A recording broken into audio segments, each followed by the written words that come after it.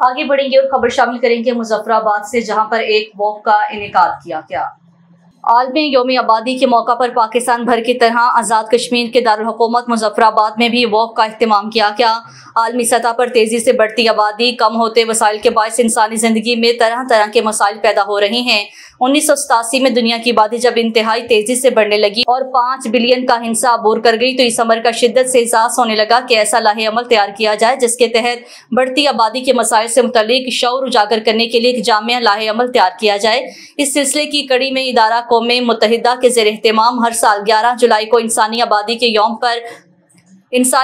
के यौम पर मनाने का फैसला हुआ। इस दिन को मनाने का बाज़ाब्ता आगाज़ 1998 से अक़वाम मुत्तहिदा के ज़ैली इदारे यूनाइटेड नेशन डेवलपमेंट प्रोग्राम की जानिब से किया गया और 11 जुलाई 1990 को पहला आलमी यौम आबादी मनाया गया, जिसका मकसद दुनिया में बढ़ती हुई आबादी और इससे मुतालिक मसाइल के हवाले से शऊर पैदा करना था।